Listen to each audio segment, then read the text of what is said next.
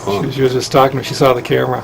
Oh, So, Grandpa, let's see. This is the year 2002, and you were born in what year? 1907. 1907, so that means you're 95 years old right now. And I'll soon be 96. That's right. And your birthday is when?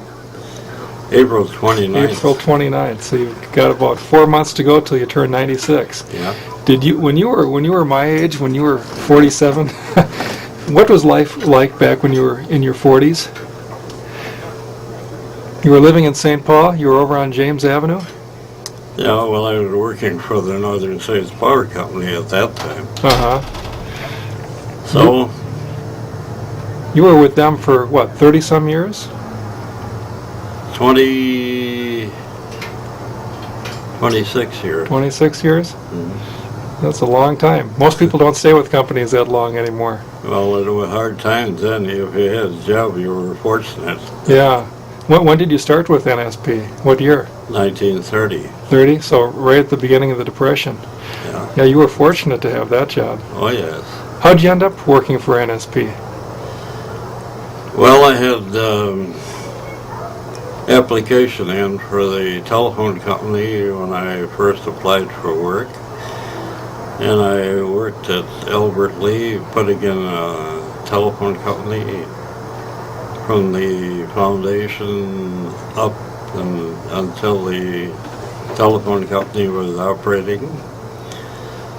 And when that was finished, we transferred to St. Paul and worked at the one of the telephone companies here on maintenance.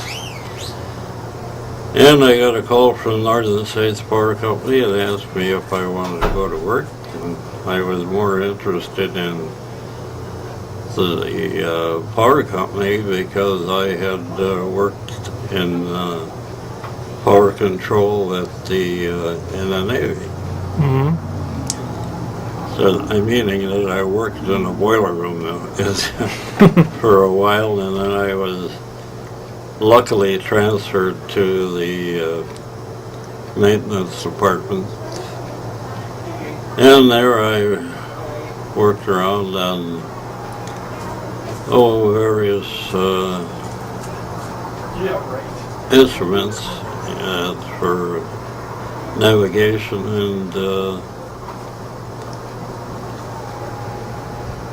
and I stayed there on that job until I was discharged. Mm-hmm. So I put 4 years in the Navy. And then I came back home here, and that was when I was looking for a job. Then I went to work for the telephone company and then with the Northern States Power Company. So before I went into the Navy, Laura and I had gone to high school together, and we were quite chummy. For some time, she lived next door to you, didn't she? She did. That's how you met? Yeah. Yeah. And, we just kind of hit it together pretty good. Mm-hmm. So you met when you were in the 10th grade, wasn't it? In high school? Was that when you moved in next door? She was 14 and a half, and I was 16. Okay. And we started high school together. Okay. And high school was about 3.5 miles that we had to walk. Went to Johnson High School. Of course, we talked all the way to the school and all the way back. So. Did you carry your books back then? I did it one time. Just to say you had. Is this being recorded? Yeah, yeah. Oh. What was life like when you were growing up? Well,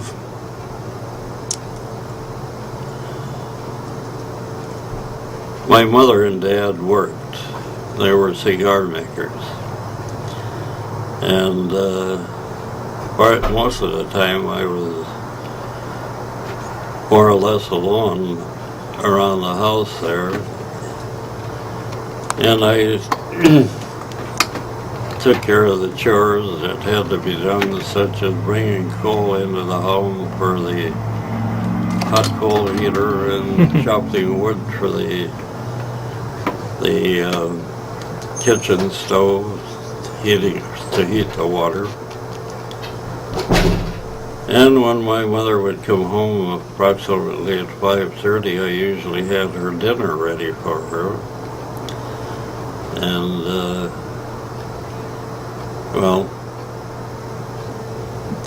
and I went to grade school. My meal was usually either a cookie or a couple of cookies. Mm-hmm. And so, and when I was 15, I always wore knickers when I went to school, and when I got to be 15 years old, my mother brought me long trousers. Was that a big thing in your life? Oh boy, did I ever put, oh, we rode the streetcar in those days.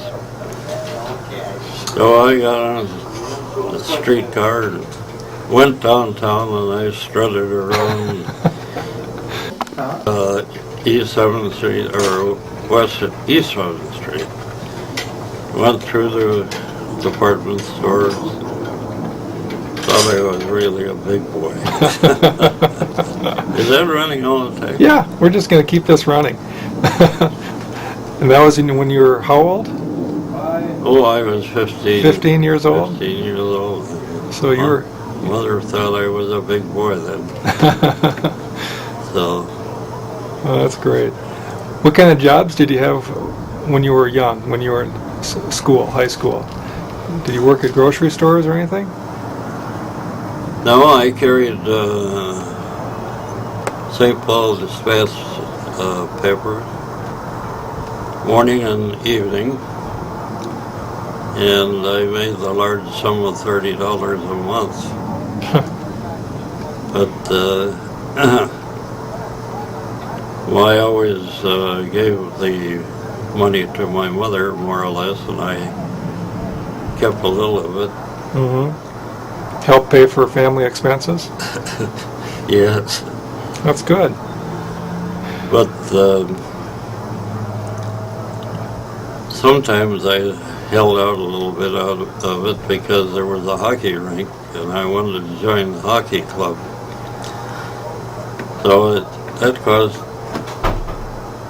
somewhere around $2 to be a member. So I joined the club and played hockey, and it was a great deal. Mm-hmm. Other than just playing in the rink. When I went to high school, I played hockey and baseball. So it was, sometimes it was pretty chilly. Mm-hmm. Now you told me that you spent a summer working on the railroad once. Was that going down toward Winona or something like that? Was that during your high school years?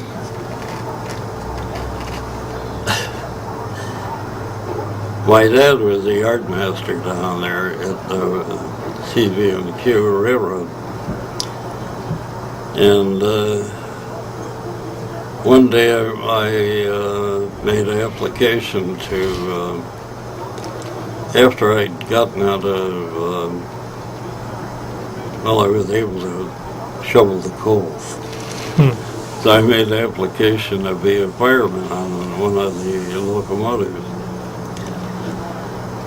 And they said, okay, we'll give you a trial run.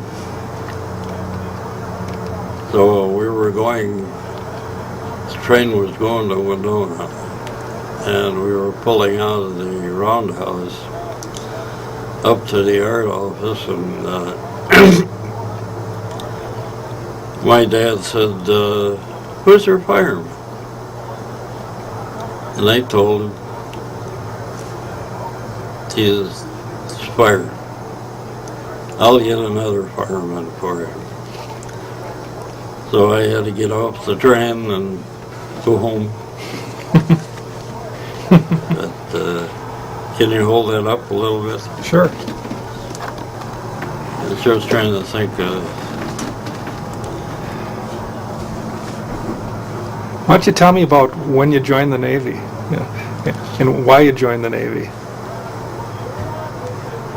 Okay. You were, what, 17 years old at the time?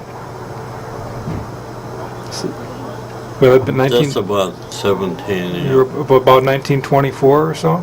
something like that. Okay. Let's see. No. I was just about 18 years old. Almost 18. And my dad had to sign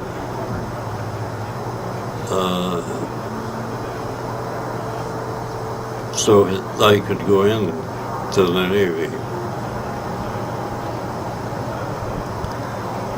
So I went to Great Lakes training, stayed there for about 7, 8 months. Then we got a furlough. And of course I came back and saw Laverne. And of course I had a uniform on, and oh boy, I strutted around. And when I went over to see Laverne, she was living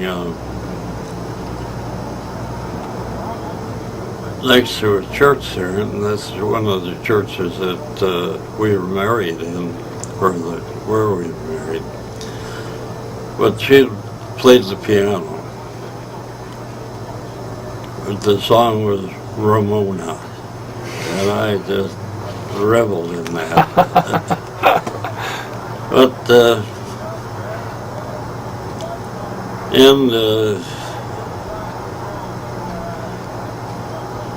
of course I went out and found a job, and this is after you came back from the Navy? yeah. Okay.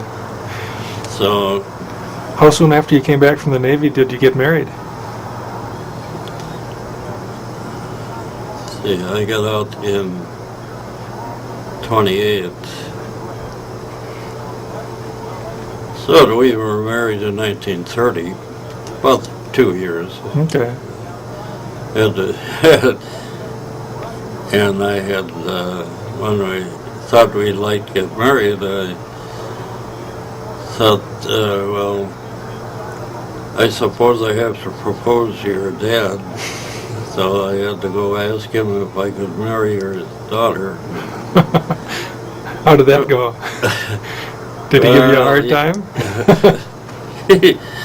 He said, well, let's think it over a little bit. Come on back in a couple of days. So he and Laverne's mother talked it over evidently, and so I went back in, and she said, well, do you have work? I said, yeah, I work at Northern States Power Company. Is it a good job? I said, yep. So she said, okay, you can marry my daughter. Is that thing recording? Yeah. We want all this forever. Well, in 1930, having a job was important. There were a lot of people who didn't have a job back then. Sure. Well, during the work in the NSP, I was in the switchboard. One of the operators that operated the generators. And, of course, part of the job was to swab the floors once in a while, or the main control room there, it'll be swabbed out every day. And that was a shift work. 1 week I'd work the day shift, The following week I'd work the evening shift, and then third week I'd work the night shift. And I worked 6 days a week, 12 hours a day. It's a lot of work. And on my day off, I had to go over to Dunwoody Institute to study the power industry. And, well, working in the switchboard in 1932,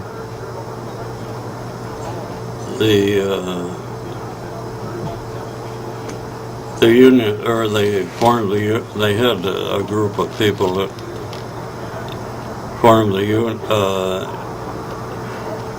a group that wanted to get the union in the company. So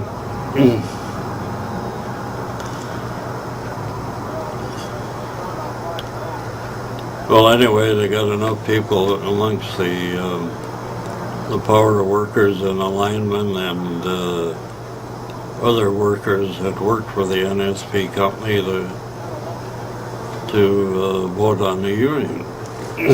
So we joined the union. Were you happy about that? Oh, absolutely. We got shortly after that, the union representatives went through the company, and I'm in the plant, and found out the variation of the pay that people that were doing the same work got a very different pay. So they got that straight out. Okay. It was about that time in your life that Kenneth came, number one child. Wasn't that 31 or 32? Yeah, Ken was born in 32. 32, yeah. That changes your life when you have your first child. Oh, that was a dandy. Yeah.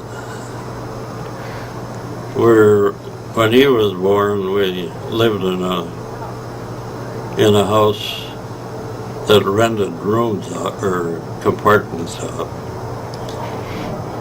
And we had the upstairs bedroom and a little kitchen. So that's the way we lived for a while, and finally we figured that we didn't care to live so close, in such close quarters, so we went out to live with my mother and Dad out on Clarence Street. Of course, we had bedroom and upstairs and full house. So, but that kind of petered out too. We didn't too much activity around there for one thing, and then my dad coming in at midnight or after he'd worked from 4 to 12. So we moved again. We moved many times. Did you? Yeah. Finally, the only real place that we lived, but that we liked, Lauren's dad was out of work. Lorraine was working at Brown and Bigelow, and Lauren's mother was working at the Emporium as a sales lady, and I was working at NSP, so we figured why not consolidate? So we rented an 8-room house, and that was a dandy. Really a wonderful home. Where was that located? On Laurel Avenue. Okay. 1603. And that's about the time that Ken started grade school, and Bob was in kindergarten. They had nice friends around there that come over and play. So, and it was easy access to the streetcar when I wanted to go to work. What you told me earlier was you didn't even, you took the streetcar wherever you went. You didn't have a car until many years later. No, we didn't. That's pretty amazing. When you look at today's world, things have really changed. Kids need cars as soon as they turn 16 now. Yeah, that's right. How old were you when you got your first car? Let's see. The first car I got was on Studebaker. Boy, I thought that was a beautiful thing. But we lived down on James Avenue then. And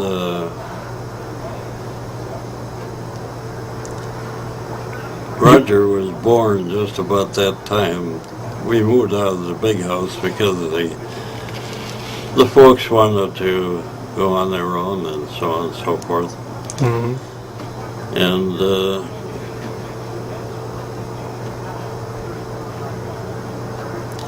well, I didn't get that car right away. When we lived on, I used to take the streetcar. Well, then we moved down to James Avenue, and that was close enough to for me to walk to work, because I'd walk from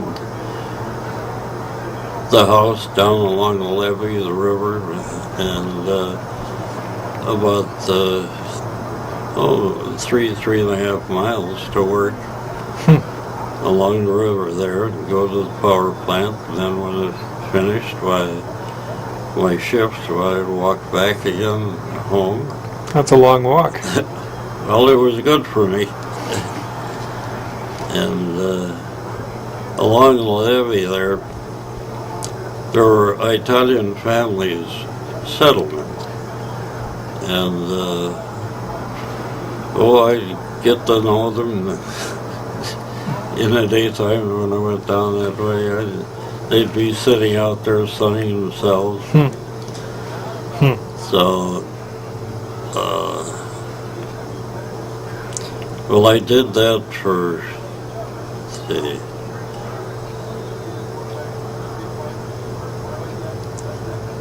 about 5 years, walking back and forth. And then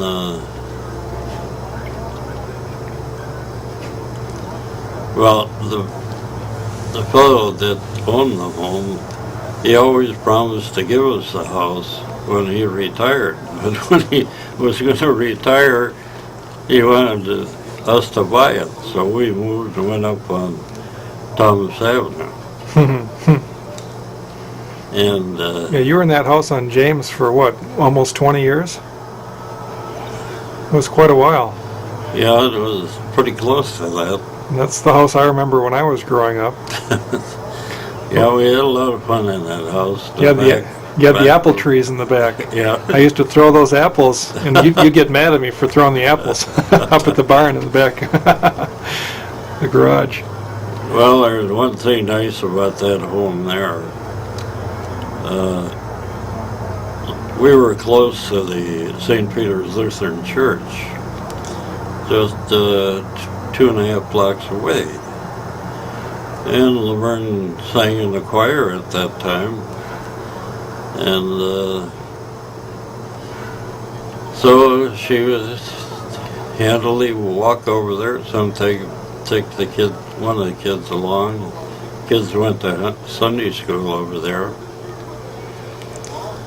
and Bob and Ken were old enough to go out. They sold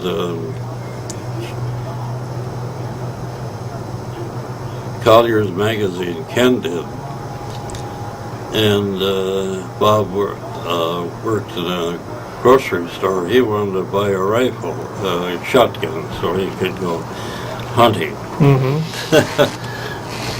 So he bought a shotgun that cost him, well, I forget, somewhere around $20 or so. Double barrel shot, 12 gauge. How long did he have to work at Daniker's to make that much money? Oh boy. Well, I forget how long he worked, but he worked until he got the gun paid for, or got enough money to buy the gun. Mm-hmm. And of course, Roger got a paper route when he was old enough to go out and peddle papers. Mm-hmm. But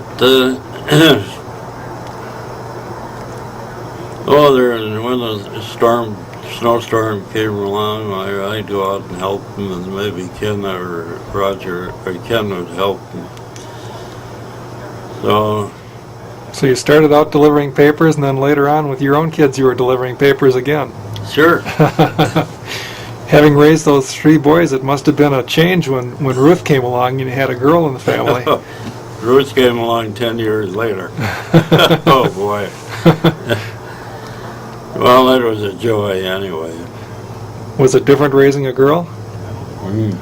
Difficult? Different from raising those boys. Yeah, well, Ken used to take care of her.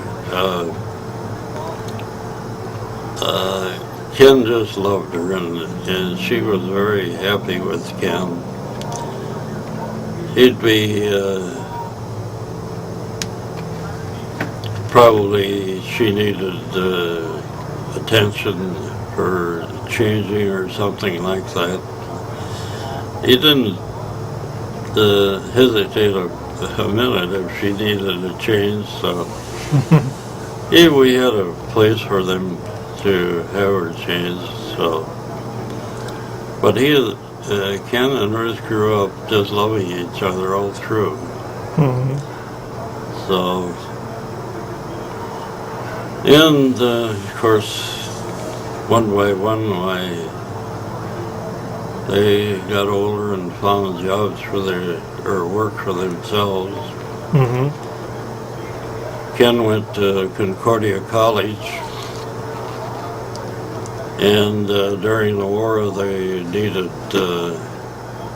teaching help. So he went to Oconomowoc, Wisconsin, and taught the 3rd and 4th grades for 2 years. And I guess for some reason or other he went over into Michigan and got a job with some manufacturing company and worked through the wartime. And of course Bob, when he had worked at the grocery store there to get his rifle, and also worked at a drugstore across the street. He was going to make money. And well, then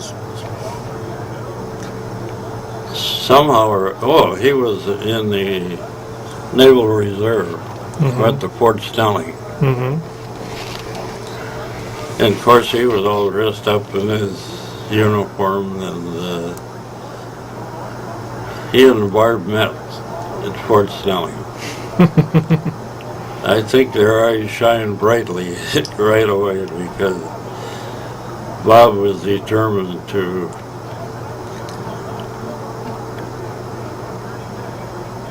get over to see Barb. Well, he bought a car with the money, some of the money that he had earned. I helped him a little bit, and he didn't have a driver's license. So he wanted to drive over to Minneapolis to see Barb. I said, you don't go without a driver's license. So, anyway, he managed to get a driver's license, and of course he'd go, then he could drive. And he was going over Minnehaha Parkway one time, and something happened. Either blew a tire or something went wrong with the car, and he hit a tree. So he didn't get hurt. So he finally got that fixed, and then he was wheeling over to see Barb. Yeah, they got married pretty early in life. Yeah. Yeah, at that meeting at the naval station, that turned him on, I guess. Mm-hmm. But, he was only 19 when he got married. Roger? No, Bob. Bob? My dad. Oh. Yeah, married in '53, and he was born in '34, so he was only 19 years old. What do you think about him getting married so young? What was your advice to him? Well, what could you do about it?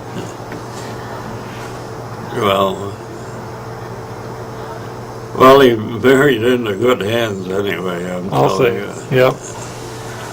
Barb took him under her wing, and she more or less educated him the way he should be a good husband. Mm-hmm. And I admire her for that.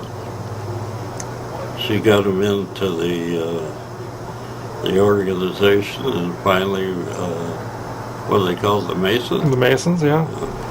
Yeah, he was active with Masons and the Shriners for years. It was the best thing that ever happened to him. And then he got into selling or working for some sales company. And finally, I guess he went back and he said, the dickens with that, I'm going to go on my own. Mm-hmm. He did that twice. First one didn't work too well, but he tried it again later, and it worked just fine. Sure. Which was great. You must have been proud that Roger went to law school, became a lawyer from the background. Oh, I was. Well, he started out at St. Thomas, out on Summit Avenue.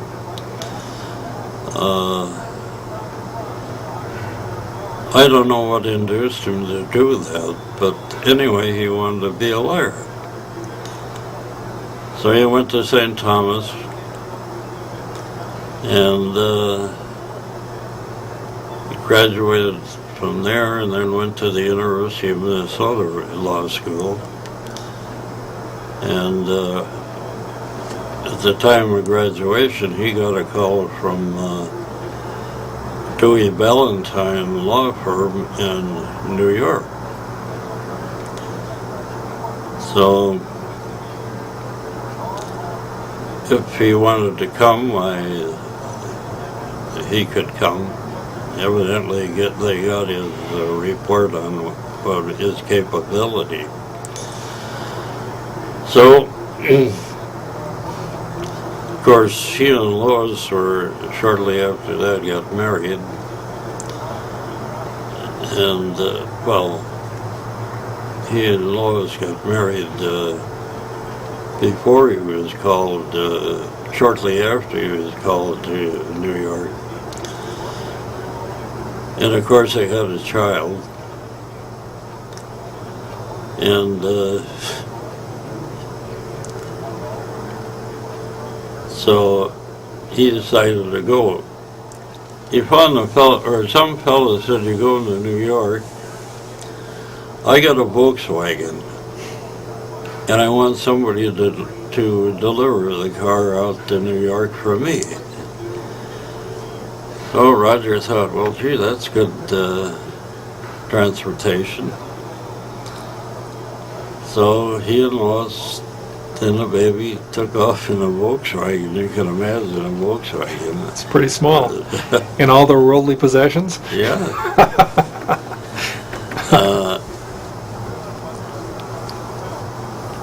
Oh, whatever possessions they had, I think they had it shipped. It seems to me when they got out to New York, they were staying with some friends of theirs, expecting that their furniture or whatever they had shipped would come out there, and in a few days, why, they would get moved out of the home of their friend.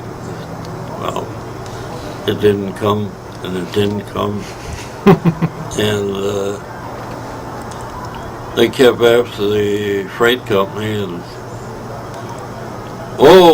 we had taken that load down south somewhere because it was loaded in a manner that we couldn't get it out. So they, and you can imagine the people that they were staying with. Gee, anyway, they got there. Huh. Did you go out and visit them when they were in New York? Did I what? Did you ever go out and visit them when they were in New York? We were out there several times. Yeah. When they first got there, they settled on Staten Island. And that was a beautiful place. Of course, they had the child, and we were out there, and we enjoyed it, and we traveled around in New York. Was that your and Grandma's first trip to New York City? When you went out there? To see them? Yeah, that was her first trip out there. I'd been out there before. When you were in the Navy? Yeah. Okay. Oh, I was in New York, Brooklyn, all over the place. Anyway,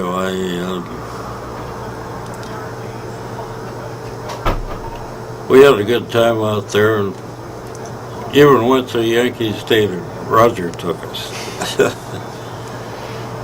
Anyway, we come back, and Roger he worked for Dewey Valentine for about a year. And in that period, there became a period where they were going to survey the underlings of whether they were going to keep him or not. So they asked him to move.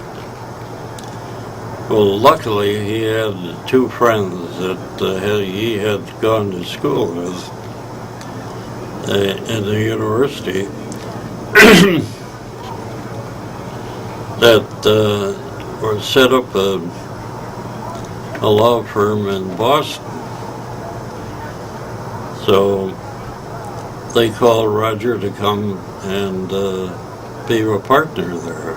So that's where he started. He was in Boston for a long time. And of course we went there, and you've had a chance to visit quite a bit of the country, traveling around, seeing your children. Where all of you and Grandma gone? You were out in New York and Boston. I'm sure you were out in San Francisco to see Roger when he was out there.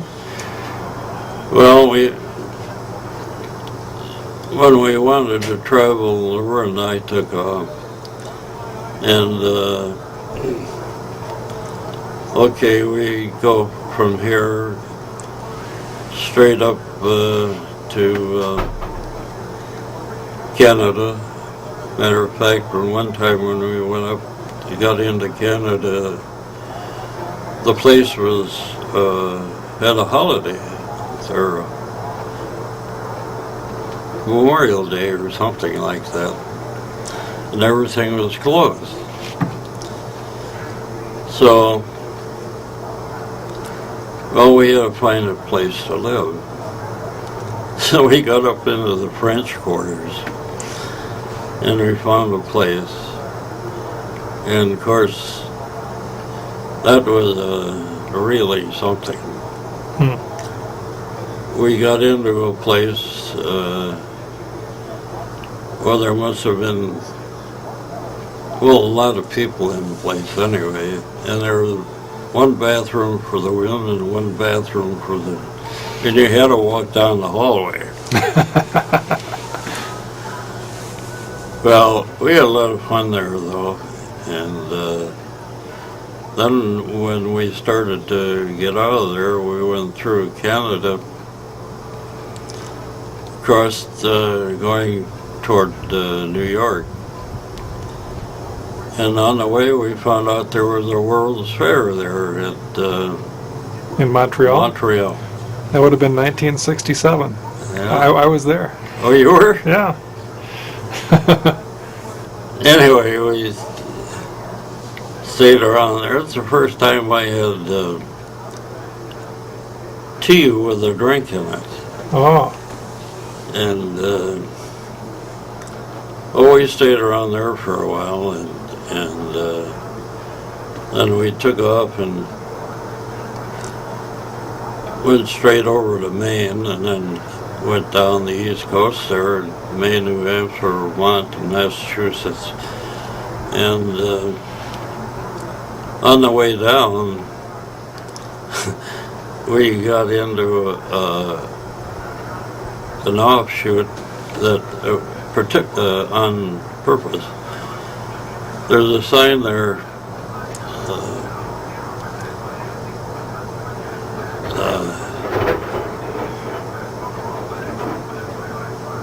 Anyway, the guy that lays across against a tree, I can't think of his name though. Anyway, I'll take it. Anyway, we got down there and it was unique. And we stayed there overnight. It was a nice place, different. You know where I remember going when I was a kid? You and I used to always go up to Woman Lake. Yeah. Was that up around Hackensack, was it? Yeah. Yeah, because there was a big house that we used to visit. Whose house was that? That was a resort, wasn't Was that a resort? Sure. Okay. Well, that's the time you went out there fishing in a rowboat. Mm-hmm. And put the anchor down. You were trying to come in for dinner. And you had the anchor down yet, and you were pulling and pulling. Boat doesn't go too far with the anchor down. No. Yeah, we had turkey that your mother and you, and did you have another child with you at that time? Probably Joan and Judy. It could have been. Maybe even Alex back then. I don't remember when it was. I don't either. But so many things happen in our life that. Yeah. Well, fishing. You've always loved fishing. Oh, yeah. One of my favorite stories is the reason I'll never go ice fishing is that the only time I ever went, you dragged me up to Lake Mille Lacs. Yes. And we didn't have an ice house. We just went out in your car and took an auger and drilled a hole in the lake and That's sat right. there for 5 hours shivering. And I've never gone ice fishing in my life since. Yeah, we used to do a lot of ice fishing up on Mille Lacs. Matter of fact,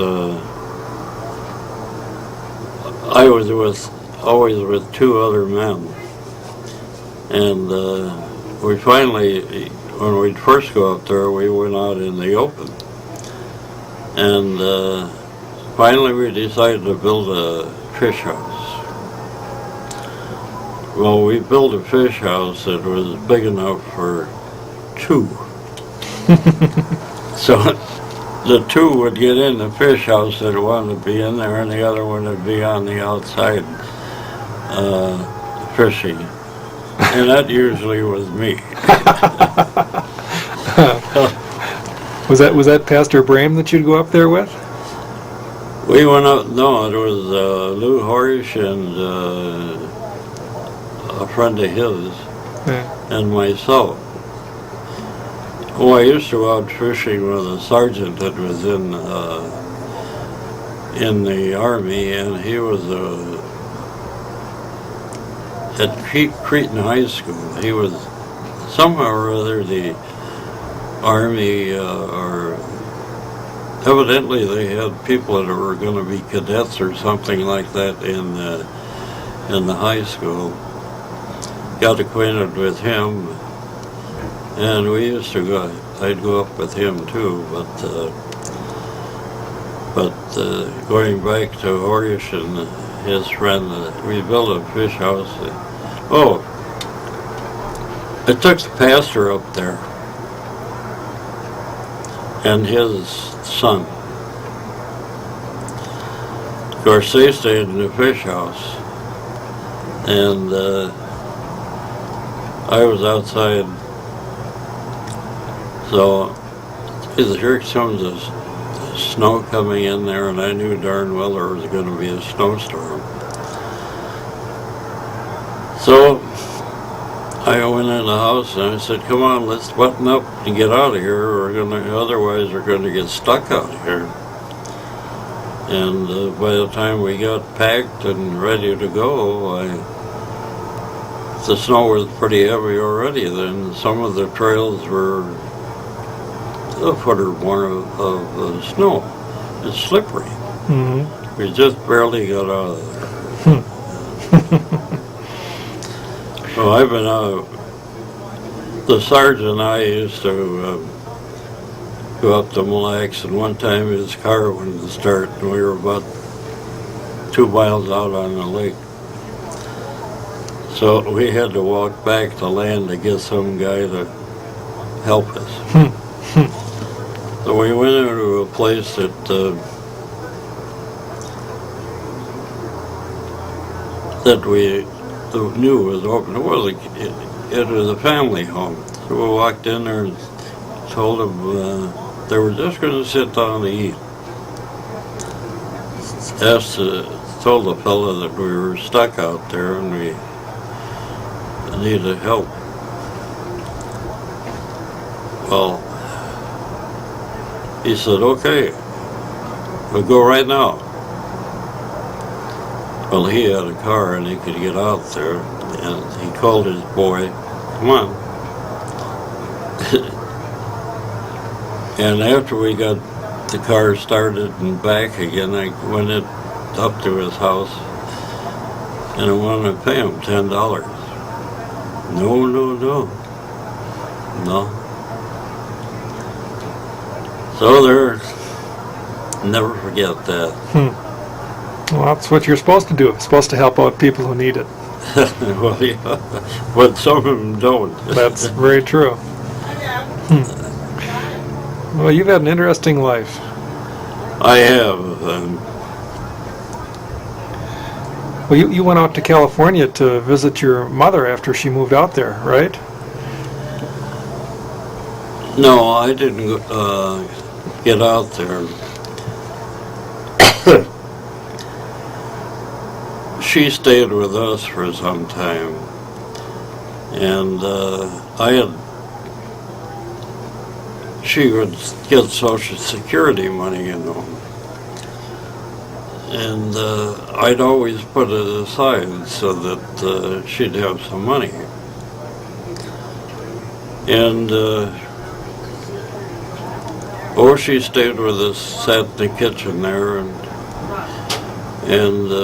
did her whatever she wanted to do.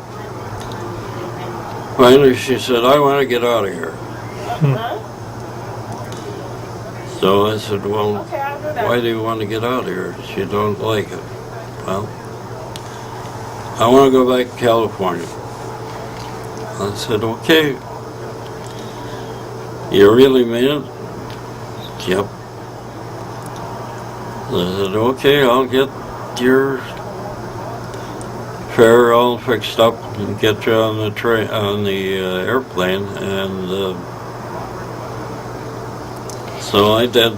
Got her fare, got her all packed up, put her on the airplane, and paid her fare, of course, and gave her money. And she used to complain to the kids all the time, "Your dad won't let me go. I don't have any money. I can't stay here." And she slept in a room, we had 2 bedrooms. And Bob and Ken slept in the 1 bedroom, and Ruth and my mother slept in the other bedroom. And she had to have Listerine to gargle. And Ruth would always go nuts. Anyway. Was that when she moved out and became the housekeeper for Vincent Price? Yeah. Well, she had been a housekeeper for Vincent Price for years before, well, a couple of years anyway, or 3 years or something like that. And they got along real well, you know, and I have a picture of her and 2 poses that Vincent Price had made for her. So they're beautiful. I've seen those. They're gorgeous. Yeah. Anyway,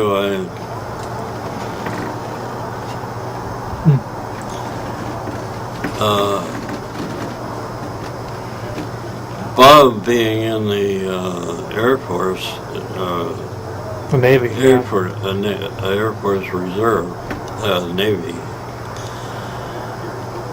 They took a flight out there to California one time, and Bob says, "By golly, I'll stop in and see Grandma." And so he stopped in to see her. And when he came back, he says she's not well and she's staying in a place that is a rat hole. And anyway, I was going to go out there, and I talked to the people that she was staying with, or the place that she was staying with. She said, "No, she's all right." Well, it wasn't long after that, a couple of days or maybe a week, they called back and says, "Well, your mother died." So, gee whiz, I told him, "You could have told me that she was near death before." So I called Kessler McGuire. I had a undertaker there that I knew real well. And we had been friends through associations when there were funerals at the church, and also visitations down there. I told him. I said, "My mother died, she's out in California." I told him where at. And I said, "How can I get her back here?" "I'll take care of it." He called out there, and he contacted the mortuary out there, and he told them, "You put that lady in a acceptable showing casket, and I want you to ship it here, put good clothing on her, and I'll take care of it. So, yeah, they did it. Oh, that's nice. Brought the casket out here. She was well clothed, and I said to the Kessler McGuire, I said, "What I owe you? $600. Wow. Imagine that. But then we had her buried out there where Laverne's folks are buried. So she's on one side of the road, and Laverne's folks are on the other side. Mm-hmm. So,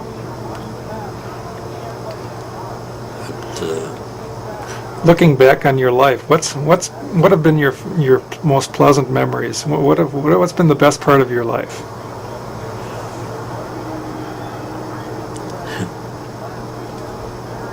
I think when I went with Laverne and the joys that we had together, not only before we were married, but after we were married. Mm-hmm. I always felt that through Laverne's activities with the churches, the church and the choirs and the friends that we had many, many friends. And it was primarily through her because she was so intrigued in the church itself. The kids went to the church and made their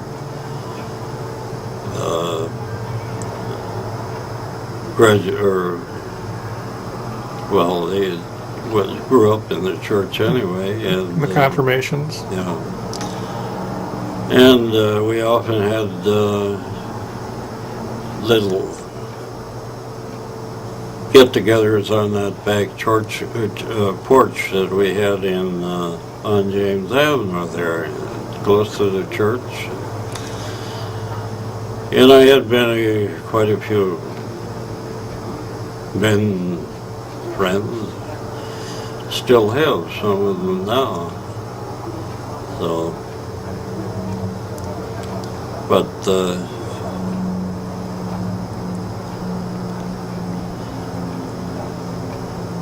when I was a child, my mother was busy all the time. I saw her occasionally. And Ellison was my stepdad. He was a wonderful person. I enjoyed him. He was one of the best men that I've ever known. His name was Ed, wasn't it? Huh? His name was Ed? Ed Ellison? Your stepdad?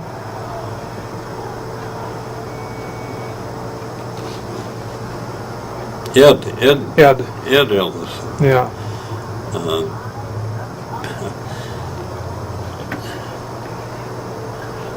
He worked on a railroad, yard master. And I had to take his lunch down to him. And that was over in Mons Park and down the hill and bring his lunch down to him. And he'd then go back home again. But he was a wonderful man. When we had the Winter Carnival here in St. Paul in 1917, I think it did. He was working for the railroad at that time. And they all had these beautiful uniforms on that they had marched in the parade. And golly, when he dressed up, I thought, oh boy, what a guy. But he bought me a toboggan so I could get out there, and they had toboggan slides up there in front of the Capitol. In those days, they there's a large area between where the freeway is now. All they had was the side streets, and they had toboggan slides. They had two side by side, and you'd get up there and you'd go about 2.5 blocks down the street. It's a great run. Oh, it was. Hey. But I always loved Ed. That's great. Now, your first father, your real father was named Gus, wasn't it? Gus Johnson? Yeah, And he was over in the Eau Claire area? yeah. Did you keep in touch with him much after your mom divorced? I saw him.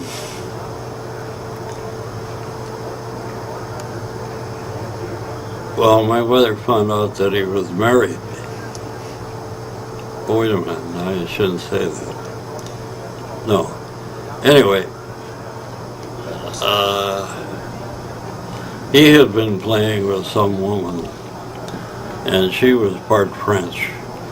He'd go up into Canada every so often and say, we're going to work in a factory up there making cigars. Both of them were cigar makers, my mother and him.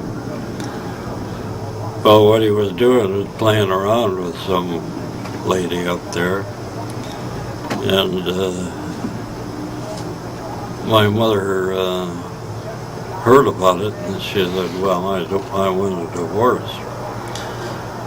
So they got a divorce, and